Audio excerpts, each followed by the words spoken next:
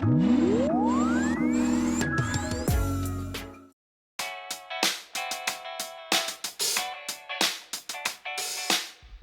나무위키 어떻게 작성되어 있는지 한번 보도록 할게요. 국가 전문 자료 한번 펼쳐있기 한번 해볼까요?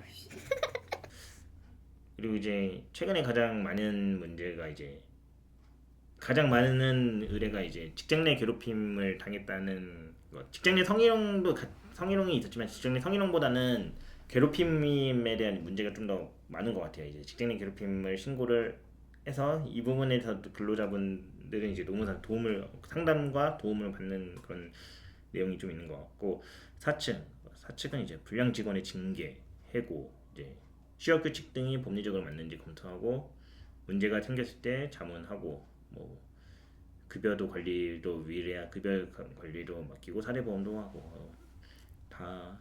그리고 네. 이제 기업 교육도 하고 컨설팅, 정보 지원금 신청. 일이 되게 많네. 해야 될 게 되게 많네요. 저희 일 많습니다. 저는 별로 없네요. 어떤 업무가 제일 힘드셨나요? 저는 아무래도 직장 내 괴롭힘 조사하는 게 난이도를 떠나서 그냥 심적으로 힘들어요.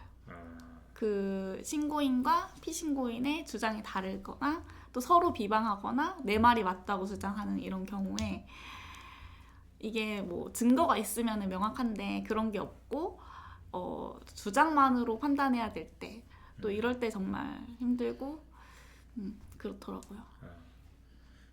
사실 직장 내 괴롭힘이 2019년 7월에 이제 입법이 되었는데, 그때 저도 직장 내 괴롭힘 관련돼서 조사 받으러 이제 노동부를 한번 갔었는데, 감독관님이 하시는 말씀이 이제 직장 내 괴롭힘으로 이제 노무사들의 업무도 늘어났고, 다음으로 업무가 늘어난 게 이제 정신과 의사들 업무가 늘어났다고 많이 하더라고요. 그래서 일단 뭐 노무사들이 자문을 하는 건지 모르겠지만, 그렇게 자문을 하는 건지 모르겠지만 이제 괴롭힘을 신고하신 분들은 일단은 어쨌든 증거가 필요하니까, 본인들이 힘들었다는 것을 증거가 필요하니까. 근데 사실 구두상으로 있었던 내용들, 그런 부분에 대한 증거가 없어서 결국 제출할 수 있는 부분은 정신과 의사 진단이라고 해요. 그래서 그런 부분이 좀 있으면은 괴롭힘이 되는 인정 방향으로 가는 부분인데, 또 이제 피해자와 신고인과 피신고인의 내용을 들어보면은 뭐가 맞는지 모르는 문제가 좀 있긴 있습니다. 그래서 판단하기 좀 상당히 어려운 부분들이 있어서, 아까 말씀하신 대로 이제 공인의 위치에서 중립적인 입장을 유지하는 게 참 필요할 것 같아요. 저는 감정적으로 동요되는 게 되게 힘들더라고요. 저는 MBTI 극 F여가지고 신고인 할 때는 신고인에 이입했다가 피신고인 하면은 또 밤에도 생각나요. 피신고인에 입했다가 되게 다중인격이 생기시나요? 네, 그 기간에는. 그렇죠. 인사관리 업무에 관한 각종 자문, 여기가 딱 한 12글자 정도로 나와 있지만, 실제로 이 12글자에 포함되어 있는 주제가 상당하기 때문에 이거를 해결해 주는 게 주 업무라고 보시면 주 업무가 되고, 여기서 파생되는 게 이제 직원에 대한 징계, 해고, 그리고 뭐 그런 부분들이 있을 것이고, 노무사님은 형태라고 보시면 돼요. 어떤 업무를 하기가 편하고 아니면 어렵고 이런 게 있어요? 다 어렵습니다. 그러면 제일 재밌는 항상 무게감을 갖고, 항상 저의 책임감을 갖고 일을 하기 때문에. 물론이죠. 저도 그런 태도를 배워서 뭐든지 다 신중하게 어렵게 맞습니다. 하고 있습니다. 근데 뭐가 제일 편했냐? 저는 근데 편하다기보다는 결과적으로 도움이 되는 건 이제 뭔가 사건을 수행을 하는 게, 아무래도 노동위원회 사건을 가든 노동청 사건을 가서 제가 낸 의견으로 뭔가 성취되었을 때, 맞아요. 뭐 제가 이겼을 때, 근로자가 이기든 회사가 이기든 누군가가 제가 의뢰하는 쪽이 이겼을 때 아무래도 성취감이 더 생기는 것 같아요. 그럼 힘든 업무는요? 힘든 업무는 다 아까 말했는데, 진로는 이제 약간 노무사의 진로를 누가 노무사회가 써준 게 아니기 때문에 가장 많이 내용이 있을 것 같아요. 일단 법인 입사, 가장 기본적인 테크죠. 그리고 일단은 학교 사기업이나 공공기업 빠지지 않는 수습이 끝나면 노무법인 입사를 택하게 된다. 뭐 했고, 구인 광고 지원하지. 구인 광고는 노무사회 홈페이지에 올라오니까 원래는 노무사회 구인 광고 그냥 구인 노무 한 개였는데 최근에 이제 몇 년 전부터 두 개로 이제 수습 노무사 수습이랑? 관련된 내용도 같이 되어 있어요. 그래서 채용 요건 까다롭지 않다. 근데 뭐 아무래도 제한된 풀에서 해야 되는 부분이니까 서로 맞지 않는데 가는 경우도 좀 뽑아야 되는 경우도 있고 뭐 그런 게 좀 있다고 보시면 될 것 같아요. 그래서 1년차 책임 노무사의 평균 연봉 이거 좀 많이 궁금하실 것 같은데 기본급 250만 원에 10에서 10%로 근무하게 되는 경우가 많다. 1년차 저 1년차 때는 라떼는 라떼가 아니라 1년차 때는 노무사님이 맞나? 저는 최저임금이 150만 원 130만 원일 때가 1년차라서 이게 맞는지는 모르겠어요. 250만 원은 아니었던 것 같습니다. 저는 이보다 아래였고 뭐 이거는 요즘 기준으로는 맞을 수도 있는 것 같아요. 제가 돈을 준 적은 없어서. 맞으신가요? 비슷한가요? 저 때도 190만 원대 최저임금이요? 최저임금 190만 높았네요. 원대 진짜 170, 180, 좋은 시대에 190. 농사 되셨네. 3년밖에 차이 안 나요. 자, 법인에 들어가면 업무는 아까 했던 내용들이네요. 비슷한 것 같고. 노무사님은 계속 법인에만 있으셨어요? 저요? 뭐 사실 법인에만 있었죠. 딴 데는 간 적은 그렇게 없으니까 법인 업무를 하는 데만 있었죠. 여기는 몇 번째 법인이세요? 여기는 노무법인 기준으로는 세 번째입니다. 왜 법인만 옮겨 다니셨어요? 여기 4-2는 개업, 뭐 4-3은 공무원, 뭐 기업 입사 이런 것도 네. 있는데 왜 계속 법인에서만 이직을 하셨는지. 법인에서만 저를 받아줬고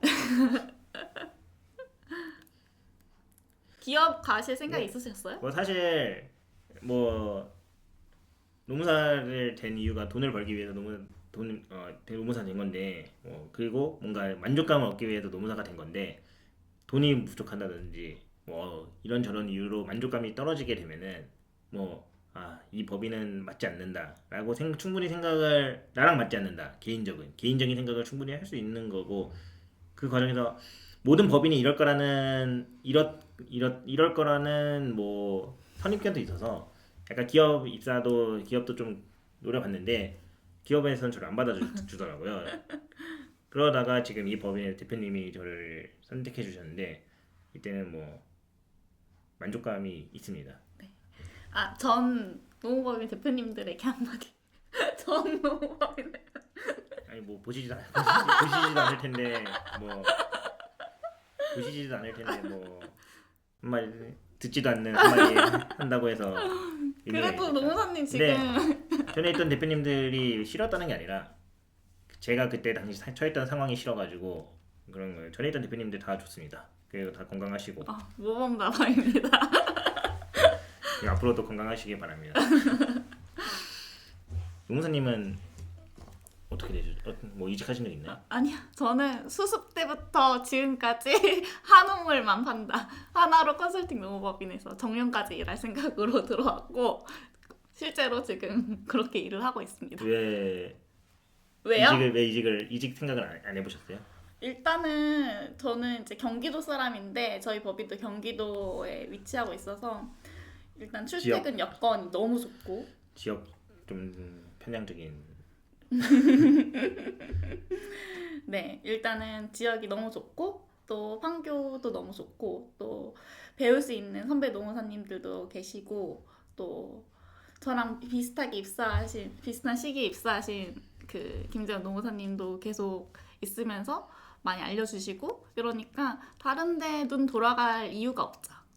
그럼 아예 이력서는 여기 입사할 때쯤 이력서 말고는 이제 한 번도 없으신 거예요? 네. 솔직하게? 네. 거짓말 한 적 있나요? 물론 헤드헌터들이 좀 많이 뭐 연락이 오기는 하는데 생각은 아직은 없어요. 헤드헌터들이 뭐 연봉 얼마 주냐 이런 거는 물어보셨죠? 아니요. 그런 거 안 먼저 제시하시던데요. 맞아요. 노무사가 이따가 또 나오겠지만 노무사 자격증을 뭔가 취업 인크루팅 사이트에 등록되면은 메일이 상당히 많이 옵니다. 그 개별적으로 전화도 오고 일반적인 경우 법인에서 사측 업무 맡게 되고 이거는 뭐 법인 성격에 따라서 좀 달라요.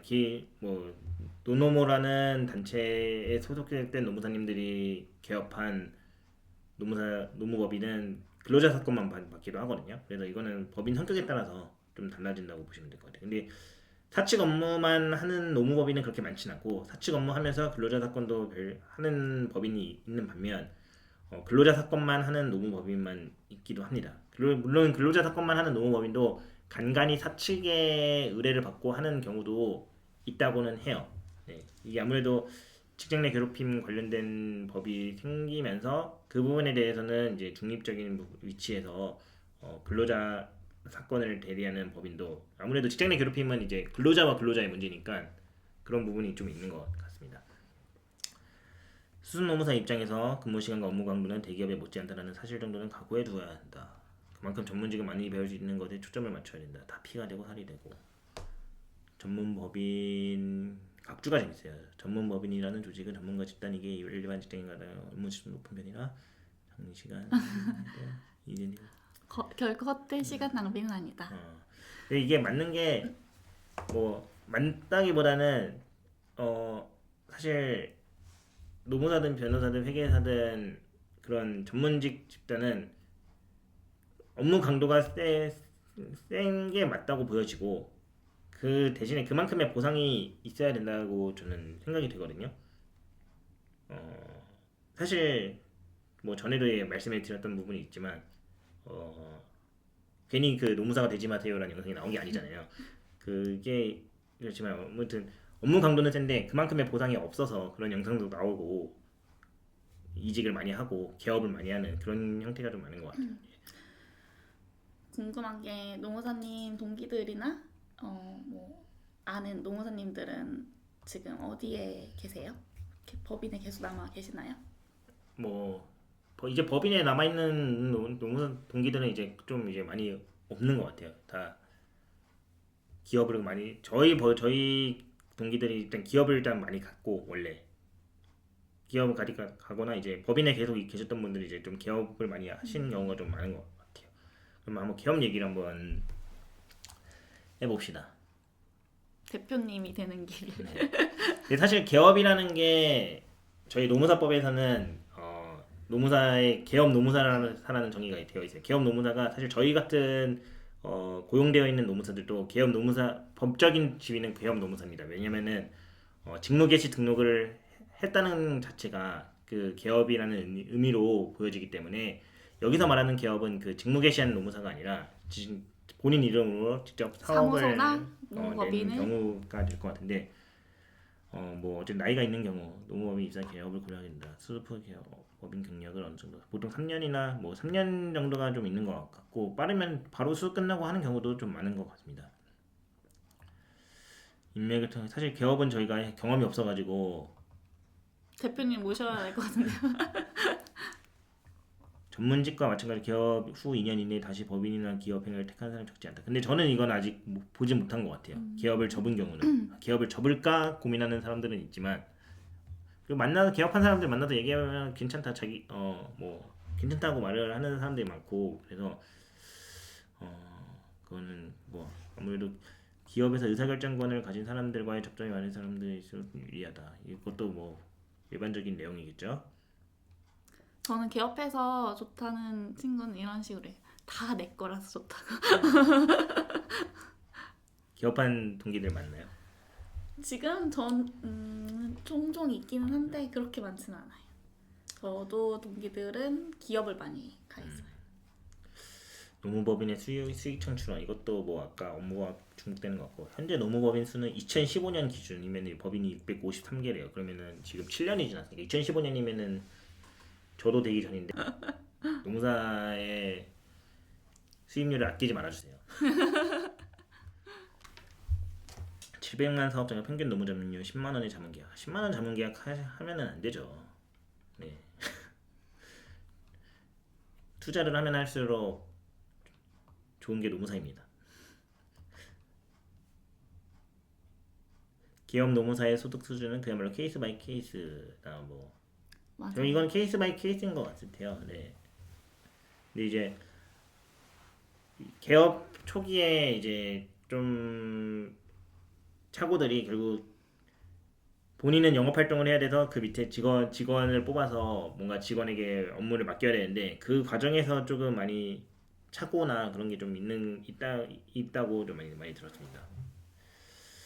그래서 뭐 한편 법무법인에 속한 노무사들도 찾아볼 수 있는데 뭐 이제 중대재해처벌법도 생기고 근로기준법에 관한 기업의 니즈가 커지면서 이제 법무법인에서 노무사들을 영입하는 경우가 되게 많았는데 이제 최근에 이제 노무사회에서는 법무법인에 등록된 노무사들을 법무법인에 채용된 노무사들은 직무 개시를 불허한다라고 불허한다는 입장을 내렸는데 업역 수호 입장에서는 노무사회에서는 당연한 역할이라고 좀 생각됩니다. 아무래도 그리고 이제 공무원 뭐 고용노동부 쪽으로 많이 가는 것 같고 공공기관으로 많이 가는 것 같습니다. 그 기업 입사 주변에 있으세요? 공무원으로 간 케이스는 뭐 가끔 이제 고용노동부 관할 지청에서 누굴 뽑는 경우에 갔다가 바로 나오는 경우도 있고 뭐 그렇게 좀 봤던 것 같아요. 그리고 기업 입사 대학 재학 중에 취업량 20대 중반 노무사 시험을 깨서 곧바로 기업 입사하시면 그래야 된다. 네. 이런 기업 입사하는 케이스가 좀 두 가지가 있는 것 같아요. 첫 번째는 이제 수습 끝나고 바로 대기업에 공채 지원을 해서 뭐 가는 경우가 있고 이제 법인에서 경력을 쌓고 이제 기업 인사 노무 부서에 노무사 채용하는 기업, 노무사가 필요한 기업에 사내 노무사가 필요한 기업에 뭐 해서 사내 노무사로 일을 하는 경우가 있는데 첫 번째로 이제 법인 공채로 간 노무사들은 아무래도 그냥 회사 직원이기 때문에 노무사 업무를 거의 안 하고 인사 관련 보조 업무 중심으로 좀 진행한다 하는 편이라고 해요. 그래서 그분들이 친구들 중에서도 그렇게 입사한 친구들이 있는데 되게 좀 자괴감을 느끼기도 하고 그래서 좀 퇴사했다가 뭐 다시 법인으로 가는 경우도 있고 이제 두 번째로 말한 이제 법인 경력 쌓고 기업에 경력직을 입사한 분들은 거기서 이제 사내 노무사니까 아무래도 사내 이제 노조가 있는 사업장 노무 관리를 좀 많이 할 거예요. 인사라는 파트보다는 노무라는 파트를 많이 할 텐데 법인에 입사한 기업에 입사한 사내 노무사분들은